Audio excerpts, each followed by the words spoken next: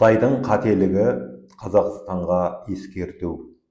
Армысыздар, ұлт өмірінде өзекті мәселелер мен толғақты түйіндерді тіліне тиек ететін көкейтесті каналының оқырмандары. Біз бүгін демография мәселесіне байланысты тақырыпты қозғағымыз келіп отыр. Себебі соңғы кездері көрші елде осы мәселе барған сайын ушығып барады. Атап айтқанда, Қытай бүгін демографиялық дағдарыстың табалдырығында тұр. Бұл табиғи апат емес, бұл ондаған жыл бойы Қытайда жүргізілген қате саясаттың салдары. Бір отбасы, бір бала деген ұранмен өткен ғасырдың 80-ші жылдарынан басталған жоспарлы туу саясаты алып мемлекеттің өз тамырына, өзі балта шабуына алып келді. Ресми дерекке назар салсақ, Қытай халқы 4 жыл қатарынан азайып, балалы болғандар саны 1949 жылдан бергі ең төменгі деңгейге түскен. Ал қарттардың үлесі күн сайын өсіп келеді. Бір кезде халық көп болса, экономикаға салмақ деген идея басты орынға шықса, бүгін Қытай халық азайса, ел қартайып, экономика тұралайды деген ащы шындықпен бетпе-бет келіп отыр. Бұл демографиялық саясаттың трагедияға айналған сәті деуге болады.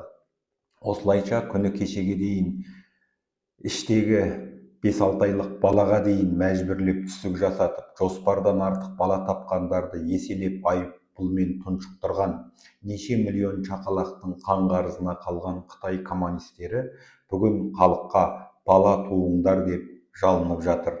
Тарихтың ащы сабағы деген осы. Қытайдың бүгінгі күйінің қаншалықты шарасыз екенін мына бір дерек айғақтайды. 2006 жылдың 1 қаңтарынан бастап Қытайда 3 жасқа дейінгі балалары бар ата-аналарға жыл сайын 3600 юань мөлшерімен 270 мың теңге мөлшерінде бала күтіміне арналған қосымша қаражат беріле бастады. Өткен күзде үкімет мемлекеттік балабақшадағы төлемдерді алып тастады. Сондай-ақ 1 қаңтардан бастап биылғы Қытайда мүшеқап сияқты жүктіліктен сақтану өнімдерін сатып алғандарға 13% қосылған құн салығын төлеуге міндеттелді. Бұған дейін бұл өнімдер тегін беріліп келген болатын. Ең сорақысы, Қытай бұл жағдайды енді ғана түзеткісі келіп кеш қимылдап жатыр. Балалы болыңдар деп жәрдемақы ұсынып, балабақшаны тегін етіп, түрлі әдістермен ынталандырып жатыр. Бірақ демография кран секілді бұрай салатын нәрсе емес. Бүгін туған бала ертеңгі еңбек күші, ал ол үшін кемінде 20 жыл уақыт керек. Уақытты кері қайтару мүмкін емес. Бұл жағдай Қазақстанға да ой салуы тиіс. Бүгін бізде демографиялық өсім бар деп арқаны кеңге салуға болмайды.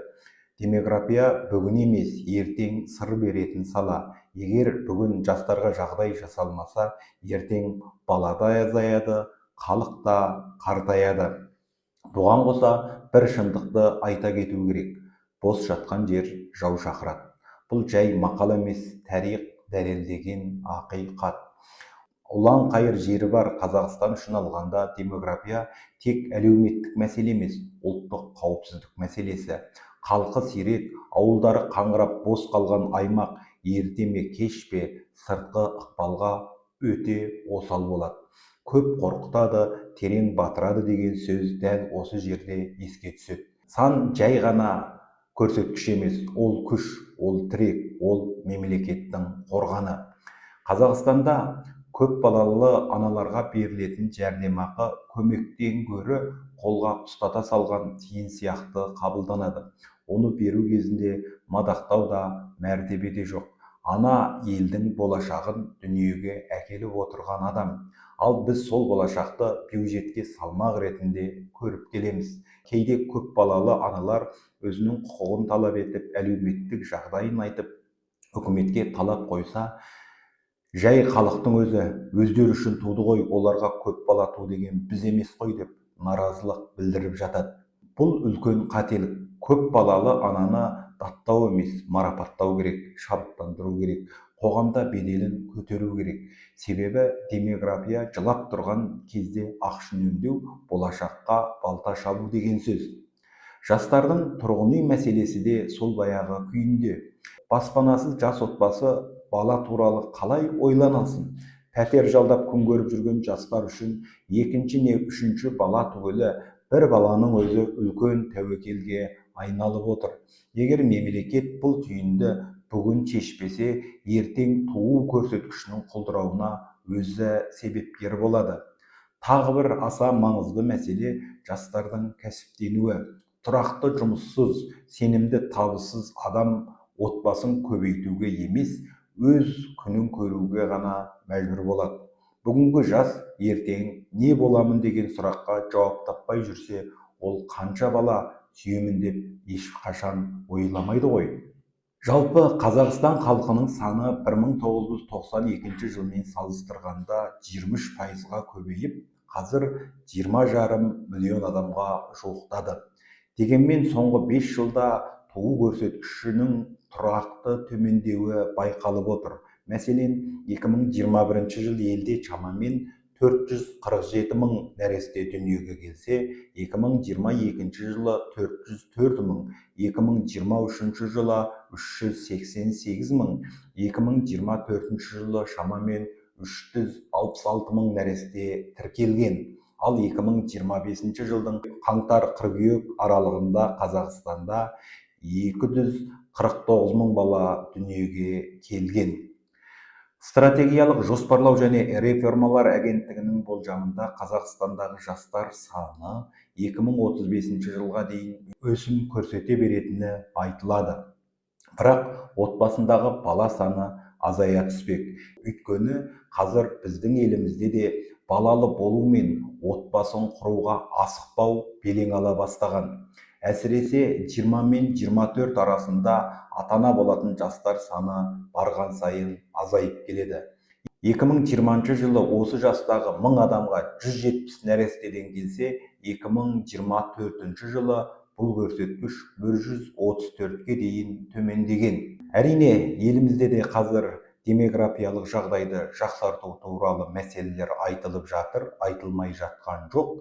Мәселен, 2025 жылғы жолдауында мемлекет басшысы Қасым-Жомарт Тоқаев елдегі демографиялық үрдістерді егжей-тегжейлі зерделеп, ұзақ жылға арналған шешімдер қабылдау айрықша маңызды екенін баса айтып келеді. Бірақ қазір біз бұл мәселеге барынша ден қойып, асығыс жұмыстар істеп жатқан жоқпыз. Қысқасы, Қытайдың бүгінгі демографиялық дағдарысы болашақтан келген хат сияқты. Ол хатта бір ғана ескерту бар. Халық санына, көпбалалы аналарға, балаларға немқұрайды қараған ел түбі қиындыққа тіреледі. Қазақстан сол хатты оқып тұрып көрмегендей өте шықса, ертең кеш болуы әбден мүмкін. Демек, біздің қазіргі үкіметтің көп балалы аналарға берілетін салық жеңілдігін алып тастау, балабақшадағы жеңілдікті күшінен қалдыру сияқты бастамалары ел болашағына жасаған қиянаттан басқа түк емес. Балаңнан, еліңнің болашағынан, аяған ақшадан ұлтқа не қайыр? Түйені жел ұшырса, ешкіні аспаннан көресің дегендей, демография мәселесі бүгінде алып мемлекет халқы 1 миллиард 400 миллионнан асатын, жыл сайын кемінде 6-7 миллион сәби дүниеге келетін Қытайдың өзін қатты алаңдатып отыр. Осындай әлеуеті бар ел демографиялық дабыл қағып жатқанда, жан саны енді ғана 20 миллионнан асқан Қазақстанның бұл мәселеге салғырт қарауға еш хақысы жоқ. Қытай бүгін азаюдың зардабын тартып отырса, біз ертең сол жолға түспеу үшін бүгін қам жасауымыз керек. Өйткені демография салыстырмалы ұғымды көтермейді. Миллиард халқы бар ел үшін 1% статистика болуы мүмкін. Ал 20 миллион халқы бар Қазақстан үшін 1% тағдыр, 1% бүтін бір өңірдің қаңырауы, бір ұрпақтың жоғалуы. Демек, демография есеп емес, тағдыр, ол қағазбен емес, нақты іспен қорғалуы керек. Әрине, бұл мәселені тек біздің билік өкілдері ғана емес, қарапайым халықта, әсіресе балалы болу мүмкіндігі бар жастарда, ұлтқа жауапкершілік ретінде ойласуы керек. Қазақстан халқының өсуі тек қана ішкі демографиямен өсіп жатқан жоқ, сырттан көшіп келіп жатқан ағайындармен де толығып жатыр. Дегенмен соңғы кездері осы шетелден келетін көш те барған сайын азайып барады. Ресей, Қытай сияқты елдерде көші-қонға қойылған тосқауыл да жоқ емес. Ал Қытайда қазір қазақ тілді балабақшалар мүлдем жоғалып, қазақ тілді мектептер жабылды. Балалары қазірдің өзінде Қытай тілінде сөйлей бастады. Енді олар болашақта Қазақстанға келмек түгел келуді ойламайды да. Олардың сол елдегі ұлттық идеологияға байланысты Қазақстан дамымаған, артта қалған, Қытайға қарағанда өте мешеуел болып суреттеледі. Сосын да қазіргі жас балалар Қазақстанды ата жұртым екен, өзімнің байырғы мекенім екен, біздің қазақтың мемлекет екен, ұлттың мемлекет екен деп ешқашан ойламайды. Демек, Қытайдағы 2 миллион қазақтың тағдыры қазір үлкен қыл үстінде тұр. Ал Ресейдегі қазақтарды қазір жағдайын өздеріңіз көріп біліп отырсыздар.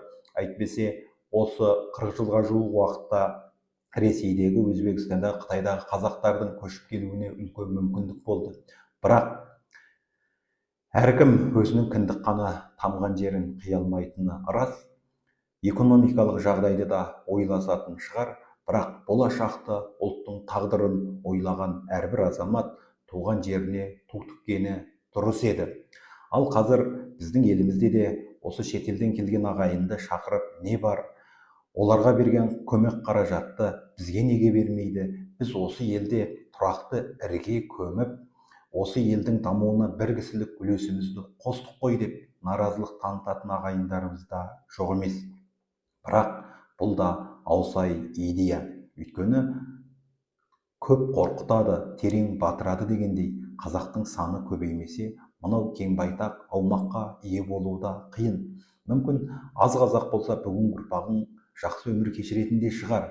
Бірақ болашақта осы елді өз ұлтыңның, өз еліңнің, өз жеріңнің мемлекет ретінде елестету қиынға айналуы мүмкін. Сосын кейбір ағайындарымыз шетел асып кеткен қазақтарды кезінде ел басына күн туғанда қашып кеткен қашқындар деп сипаттағысы келеді. Бұл да тарихты түсінбей, білмей айтқан мәселе. Себебі қазақтың байырғы шекарасы шекарамен өлшенбеген. Өйткені қазіргі Монғолия, Қытай, Өзбекстан, Ресей жеріндегі қазақтар әлі де сол өзінің ата мекенінде, атасы күл төгіп ірге көмген аумақта отыр. Кейін елдер арасындағы шекара сызығына байланысты олар басқа өңірде қалып қойды. Әрине 30-40 жылдарға дейін шетел асқан қазақтар бар екені рас. Бірақ бұл шетелдегі қазақтардың бірнеше пайызын ғана ұстайды. Оған бола шетелде отырған 6-7 миллион қазақты түгел қашқынға жатқызу бұл тарихты түсінбей айтқан жетесіз пікір. Әрине бұл мәселені біз бұрында айтқан болатынбыз. Сондықтан ел тағдырына, ұлт тағдырына қатысты мәселе болғаннан кейін қайталап айтудың артықтығы жоғау деп ойлаймыз. Сондықтан ұлт мәселесі, ұлттың санын көбейту мәселесі қазіргі жастардың қолында. Сондықтан олар да үйлену мәселесін, балалы болу мәселесін, көп балалы болу мәселесін тек өз отбасының жағдайы, өз отбасының тағдыры тұрғысынан емес, елдік мүдде тұрғысынан да ойлағаны дұрыс деп ойлаймын. Өйткені қазақ айтады, бір қой егіз туса, бір шөптің басы айыр шығады деп. Демек, бір бала дүниеге келсе, Алла тағала оның да ырыздығын қоса береді. Сондықтан қашанда біздің ұлтымыздың азаматтары көп балалы болуға, мынау Қазақстандағы халық санын көбейтуге үлес қосу керек.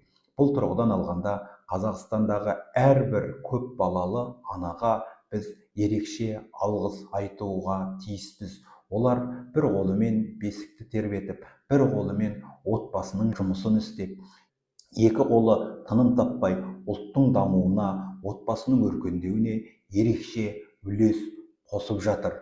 Осы тұрғыдан алғанда қазіргі көп балалы батыр қазақ әйелдері әрқашан біздің мақтанышымыз болып қала береді. Әр үйден сәбидің күлкісі кетпесін, сәбилеріміз, аналарымыз жыламасын, әр отбасы бақытты, бай бақытты тұрмыс кешірсін, барлық отбасында күл шашарларыңыз көбейе берсін. Келесі кездескенше сау, саламат болыңыздар. Еліміз аман, жұртымыз тыныш болсын.